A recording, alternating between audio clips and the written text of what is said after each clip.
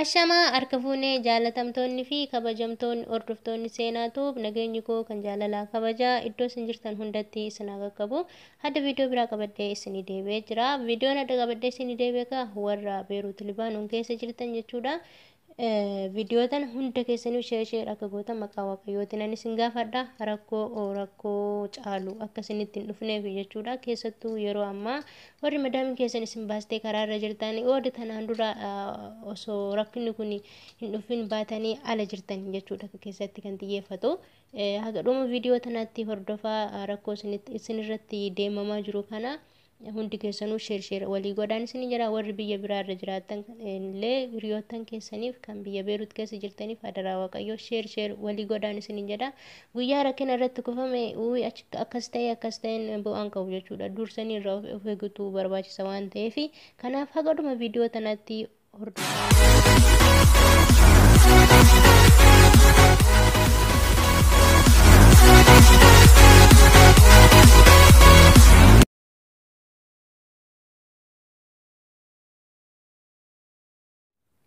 Shii obboleeyyan kiyyaa viidiyoo kiyyatti sosoonni gaafii isin gaafattan isin deebisa. Tanaan dura viidiyoo wayii hojjedhe natti fakkaata jechuudha. Viidiyoon hojjedhe deebitanii keessa warri na gaafattan akka ifa isinii ta'u yeroo karaan banametti jechuudha. Karaan hin banamaa ergixiidha hin banamaa. Yeroo karaan banametti tikeetii ofii keenya murannaa yoo galle ofii keenya kafalannaa waan jedhamu tokko irratti viidiyoo tokko isin hojjedheen ture jechuudha. Innis maalidha? Yeroo asii galtan dirqama warri mana madaamii jirtan gatii tikeetii eenyutu isin mura? Madaamii keessantu isin mura. Dirqama qabdi jechuudha. Osoo oofisiyyuu kan deemtan ta'e imbaasii yookaan maktaba isaan jedhan kana kan deemtan ta'e dirqama isin muru tikeetii isin muru dirqama qabdiin isin jedha.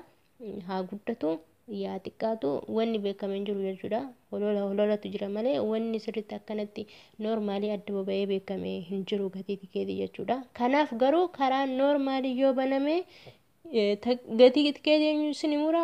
Madaamii keessantu isin mura jechuudha.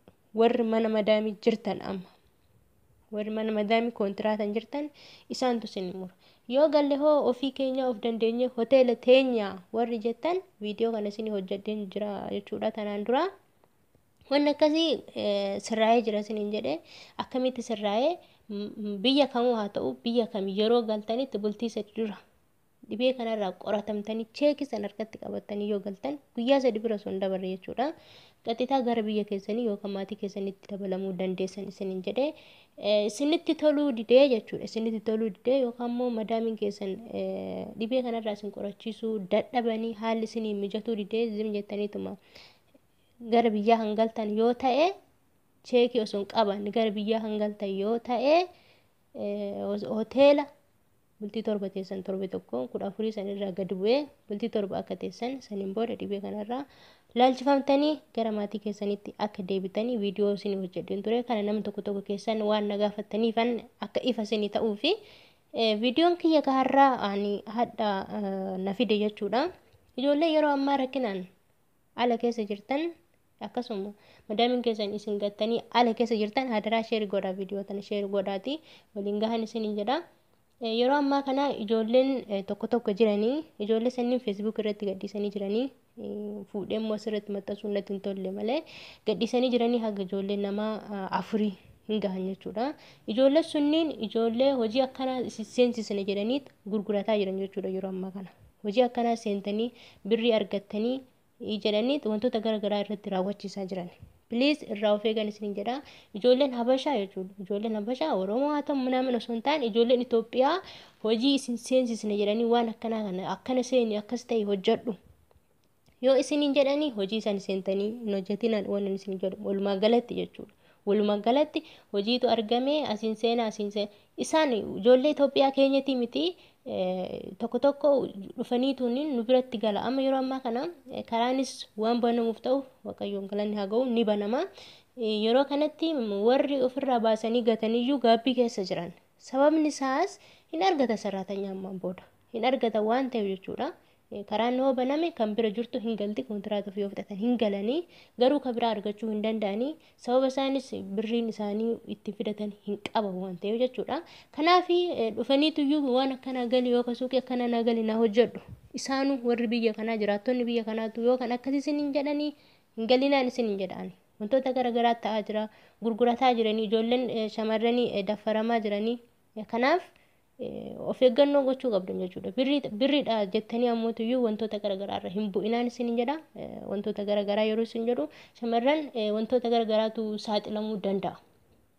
Kan ammoo birriidha jecha ijoolleen hojii akkanaa isin argine hojii kana isin seensisna jedhanii wantoota garaagaraa irratti raawwataa jiran waan ta'eef jechuudha ijoollee.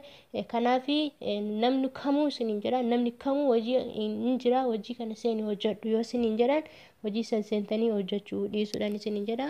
Dhaamsa atantamaati kanan isin biraan gahu viidiyoo isinitti hin dheeressu waan ta'eef viidiyoo tana sheer walii godhaa warri viidiyoo tana dhageessan akkuma dhageessaniin hiriyoottan keessaniif sheer walii godhaa.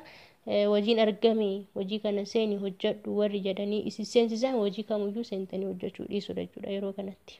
Warri ala jirtan yoo rabbi jedhe gara biyya keessanii galuu dandeessanii obsaan aannan goromsaa dhuga waan jedhanii kanaaf seentanii galuu gaafa karaan baname inni galtan waan ta'eef haaya amma hojii dhabeen jira hojii kana seenee hojjechuu qaba dirqama jettanii kaayyoo akkasii yookaan mootiyyuu gaafin akkasii kan isinii dhiyaatee kan jirtan ta'e asittuu komentii jalattuu walii ibsuu dandeessan jechuudha ana caala.